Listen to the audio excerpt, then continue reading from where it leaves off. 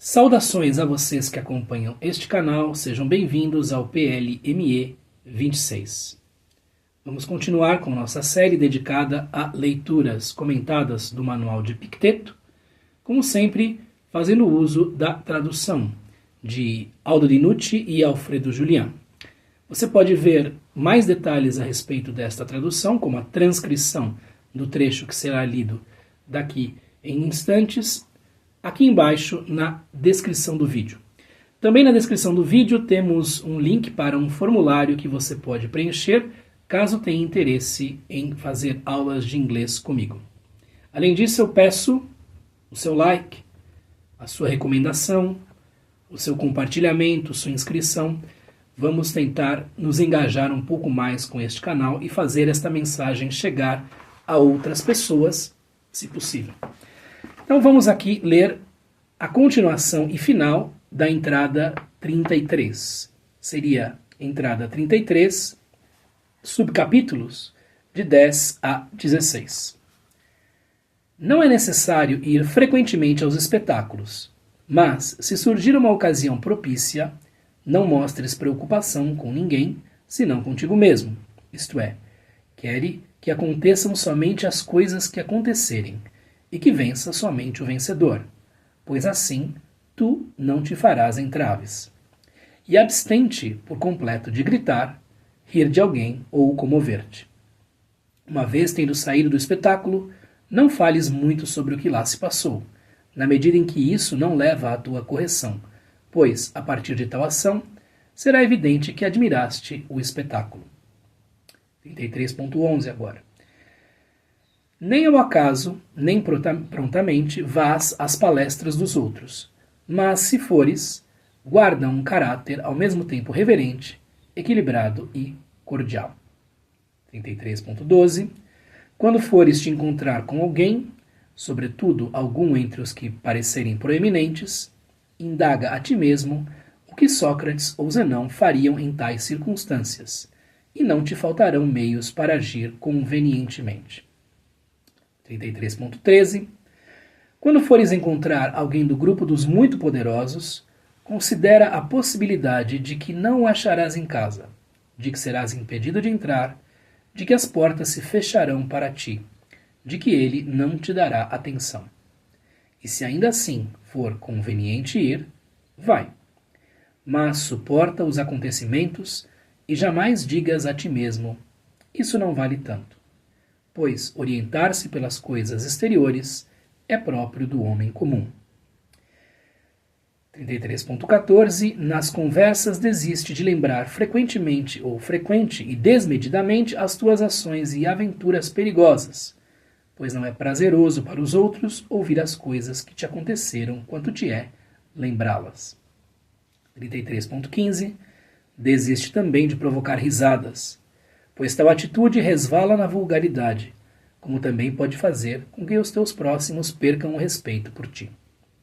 33.16. Encetar conversas vergonhosas é perigoso.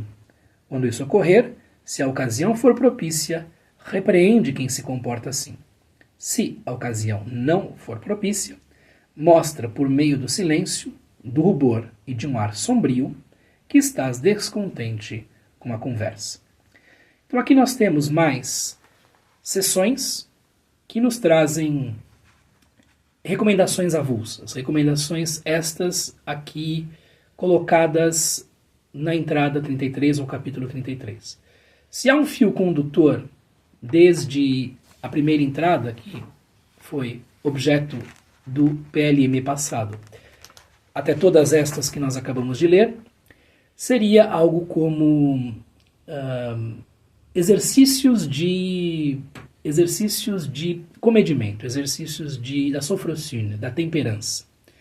De que maneira colocar esta virtude, esta excelência, esta arete em prática nas situações as mais variadas. E nós vemos algo do cotidiano das pessoas na época do Império Romano. Então veremos aqui espetáculos, veremos palestras, veremos situações sociais, né, em que apresentaram um certo comedimento de acordo com o que entendia Epicteto, seria o mais recomendável.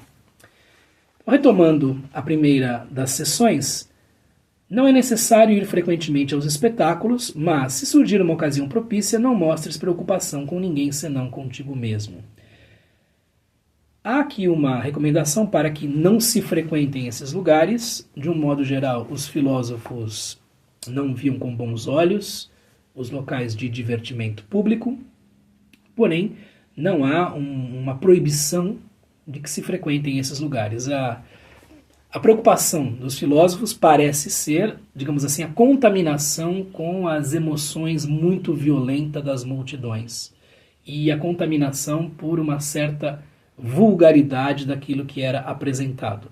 Estas parecem ser as preocupações dos filósofos que advogam contra ir a esses lugares, né? Mas se você for, preocupe-se consigo mesmo. Isto é, quere que aconteçam somente as coisas que acontecerem. Então já deseje que as coisas se deem como de fato vão se dar. E vença somente o vencedor. Não seja parcial, não tome partido. Pois assim tu não te farás entraves. Pois assim você não vai, esbarrando na parcialidade, criar um obstáculo para si próprio. E abstente por completo de gritar. Pode assistir aos espetáculos, assistir aquilo que se passa no circo, porém não entre na onda de todos, né? Não se funda na personalidade coletiva. Né? Então, gritar, rir de alguém ou comover-te. Então, tente observar aquilo com um distanciamento que seja o maior possível. Uma vez tendo saído do espetáculo, não fales muito sobre o que lá se passou, não dê detalhes, não se demonstre empolgado por aquilo que aconteceu, na medida em que isso não leva à tua correção. Se isto não for algo de interesse, digamos assim, do ponto de vista da correção moral. Né? E, pois, a partir de tal ação, será evidente que admiraste o espetáculo, o que não seria conveniente a um filósofo ou um aspirante à sabedoria. A seção seguinte diz o seguinte: nem ao acaso nem prontamente vás às palestras dos outros, né? A estas exibições das doutrinas dos outros, das doutrinas contrárias. Mas se acontecer de ir, guarda um caráter ao mesmo tempo reverente, equilibrado e cordial. Demonstre bons sentimentos, demonstre uma boa atitude. Né? Acolha aquilo com uma cordialidade, uma urbanidade que sejam as maiores possíveis. Seção seguinte: quando fores te encontrar com alguém, sobretudo algum entre os que parecem proeminentes, então, alguém que pareça ter proeminência na sociedade, alguém que pareça ter fama, ou grande reputação, ou dinheiro, ou uma posição na hierarquia social. Então, quando fores encontrar alguém deste grupo, indaga a ti mesmo o que Sócrates ou Zenão fariam em tais circunstâncias. Quem são os modelos a serem seguidos? Sócrates e Zenão de Sítio. O que Sócrates faria diante deste indivíduo? O que Zenão de Sítio, o fundador da escola estoica, faria? Quais seriam as reações dele nesta situação? Então, eles são modelos de conduta a ser seguidos. E não te faltarão meios para agir convenientemente. Então, se você não tiver imaginação, basta inspirar-se nas ideias desses grandes vultos da filosofia do passado. De que modo eles agiram? Como eles lidaram com isso? A seção seguinte tem estreita relação com a 33.12 e diz o seguinte: quando fores encontrar alguém do grupo dos muito poderosos, nós continuamos mais ou menos na mesma toada, considera a possibilidade de que não o acharás em casa. Você pode vir a ser ignorado caso bata à porta dessas pessoas, caso deseje conversar com essas pessoas, caso deseje ter um contato com qualquer um desses indivíduos. De que serás impedido de entrar, de que as portas se fecharão para ti, de que ele não te dará atenção. E aqui são aquelas coisas das quais você já deve ficar preparado. Então, vai procurar alguma dessas pessoas, imagina que será ignorado. Imagina que, para alguém em proeminência, não interessa ter algum tipo de relação com alguém que não vá dar nada de tangível a essa pessoa. Então, a possibilidade de que você venha a ser ignorado ou ignorada é imensa, caso deseje bater a porta desses indivíduos. E se ainda for conveniente ir, né, se ainda assim for interessante bater a essa porta, dentro dos papéis sociais que você deve cumprir, vai. Mas suporta os acontecimentos. Mas talvez haja uma série de dissabores ligados a frequentar essa pessoa ou ter algum tipo de contato com essa pessoa. E jamais diga a ti mesmo, isso não vale tanto. Pois orientar-se pelas coisas exteriores é próprio do homem comum, que é chamado de idiotez, que é aquele indivíduo que se deixa levar pela sua própria idiosincrasia, que se deixa levar pelas suas próprias pulsões, pelos rasgos do seu temperamento, né? Pelo seu id, digamos assim. Então, orientar-se pelas coisas exteriores é próprio do homem comum, o filósofo orienta-se pelas coisas interiores, o filósofo cultiva a vida interior e há uma série de preceitos que orientam o indivíduo nesse cultivo da vida interior. Então, sempre que se vai à vida exterior, a colheita pode não ser aquilo que esperávamos a princípio. Então, temos de estar preparados para essas possíveis ou muito plausíveis circunstâncias adversas. Temos de estar preparados para sermos ignorados, para sermos, enfim, desprezados, deixados de lado, etc. Porque pessoas que têm proeminência não devem ter interesse em ter relações com quem está abaixo delas. Não vem ganho nisso. E o filósofo deve buscar um tipo de entendimento diferente, deve ter uma vida pautada por princípios diversos, desses que regem a maior parte das pessoas. E é mais ou menos nesse diapasão que nós vemos aqui as 3 sessões finais. Nas conversas, mais um elemento bastante cotidiano, nas conversas desiste de lembrar, frequente e desmedidamente, as tuas ações e aventuras perigosas, pois não é prazeroso para os outros ouvir as coisas que te aconteceram quanto te é lembrá-las.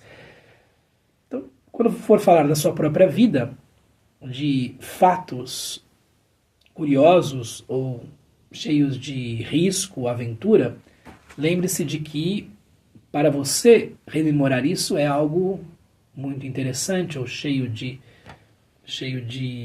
entusiasmo, mas que não necessariamente é assim para os outros. Então, talvez você veja as suas grandes histórias se chocarem com a indiferença alheia. E por isso, um certo comedimento nesta seara é o que há de mais interessante. Então, lance as histórias de maneira sumária, veja qual é a recepção que elas têm e caso elas interessem as pessoas, você pode dar mais detalhes. Seria algo mais ou menos assim. Uma leitura possível deste preceito. 33.15 diz o seguinte: desiste também de provocar risadas, pois tal atitude resvala na vulgaridade, como também pode fazer com que os teus próximos percam o respeito por ti.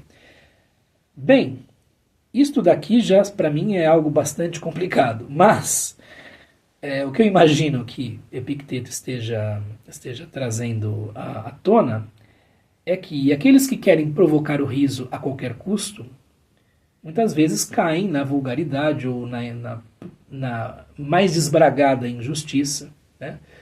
No estereótipo, na caricaturização, né? Enfim, e isso são atitudes que não tem nada a ver com aquele que busca a sabedoria. Então, apesar de o riso ser algo muito valorizado na sociedade atual, embora haja correntes que queiram criminalizar certas formas de riso, né, que queiram problematizar, no mínimo, certas formas de riso, o fato é que nós devemos entender que muitas formas de riso são formas de crueldade dissimulada, de crueldade mantida sob controle. E dois entendimentos são possíveis a esse respeito, de que dar vazão a esta crueldade dissimulada é algo que impede que as crueldades mais concretas sejam levadas a termo. Então, ridendo castigat mores, né? Rindo-se são castigados os maus hábitos, os maus costumes, como diziam os latinos. Há uma certa purga, né? Uma certa purificação que se opera por meio disso. Isto é uma possibilidade. E outra leitura possível é a de que, ao permitirmos, digamos assim, essa inoculação da crueldade por meio do humorismo, ou da comédia, etc., etc., isso vá poluindo a sociedade propriamente dita. Ao que eu proporia uma via intermediária. Então, às vezes, certos tipos de riso, de fato, têm efeito purificador. E outros tipos de riso seriam francamente cruéis e francamente, enfim, poluidores do ambiente, ok? Mas isso não quer dizer que eu esteja na posição de alguém que deseje ver censuras sendo feitas a certos tipos de piada, etc. E esta é a minha posição. Mas a pessoa pode individualmente optar pelo tipo de comédia que ela acha melhor, pode, enfim, criticar aqueles que promovem um riso escarnecedor apenas, ou pode avaliar, hierarquizar essas coisas, etc, etc. Então, eu estou aqui pela posição do indivíduo, pela possibilidade de um indivíduo dizer aquilo que ele quer, né? Ouvir, escutar, ver, etc, neste campo. E por fim nós temos iniciar conversas vergonhosas, né? A escrologian, é perigoso. Conversas feias, conversas, enfim, que não são boas, né? Quando isso ocorrer, se a ocasião for propícia, repreende quem se comporta assim. Então, vamos supor que você esteja conversando e a conversa começa a entrar num campo muito ruim, né? Começa a entrar num campo em que são apenas veiculados preconceitos, estereótipos, em que se pensa de uma maneira simplista por meio de preconceitos ou de espantalhos de argumentos, etc, etc. E se chegam a conclusões baseando-se nisso. Se for possível reconduzir esta conversa para um campo melhor, faça isso. Se for possível repreender a pessoa de alguma maneira, ou aconselhar, ou, enfim, trazer algum tipo de contra-argumento, né? Talvez isso seja o principal. Eu me lembro de uma vez eu tomei um táxi, ou peguei um táxi, e é um trânsito muito, muito grande, ali, quem é de São Paulo vai saber, na Avenida Tiradentes. E era um sujeito, um senhor, que entrou num caminho de racismo na sua conversa. Então começou a, enfim, pegar um determinado grupo e, enfim, descer a lenha, descer a crítica de maneira absurda, né, nessas pessoas. E eu fui me encolhendo no banco de trás, porque eu queria só chegar, não queria também me meter numa discussão. E ele me deu uma deixa. O que você acha disso tudo? Um momento. Eu disse, olha, isso nunca me preocupou e eu nunca vi as coisas dessa maneira e eu lamento que o senhor pense dessa maneira. Foi o que eu disse. Talvez um tipo de oposição mais clara tivesse sido melhor, enfim. Cada um julga de acordo com as suas circunstâncias e faz aquilo que é possível. Era um senhor de idade, eu não sei quão seria possível dissuadi-lo já àquela altura da vida, né? Quando isso ocorrer, se a ocasião for propícia, repreende quem se comporta assim. Ali eu não repreendi a pessoa, eu simplesmente mostrei a minha oposição. Mas muitas vezes eu não tive presença de espírito de dizer nada, enfim, eu só fiquei incomodado com certos assuntos, mas, né, não me saí tão bem. E aí, relembre aí quais são as suas situações assim, né? Se a ocasião não for propícia, se a ocasião não for boa, mostra por meio do silêncio, do rubor e de um ar sombrio que estás descontente com a conversa. Então também é possível dizer alguma coisa por meio do silêncio, né? Pelo rubor, pelo vermelho das faces. Também é possível mostrar que aquela conversa não convém, não condiz, é algo obsceno ou, enfim, injusto, inaceitável, etc. Então, as coisas todas dependem das circunstâncias. Estes são preceitos gerais que você pode seguir ou não, tá? E que podem inspirar você ou não, a depender daquilo que você esteja vivendo. É uma das entradas mais longas, se não a mais longa, do Manual de Epicteto. Espero que estes comentários tenham ajudado você a entender melhor esta passagem, este lance do Enchiridion. Mais uma vez, se você tiver gostado do vídeo, dê um like, compartilhe, inscreva-se no canal. Temos mais inscritos, o número de inscritos tem subido, então eu agradeço a todos vocês que recentemente se tornaram seguidores do canal. E se tiverem interesse, aqui embaixo há o link para um formulário pelo qual você pode conversar comigo a respeito de aulas de inglês. Eu agradeço a sua atenção mais uma vez.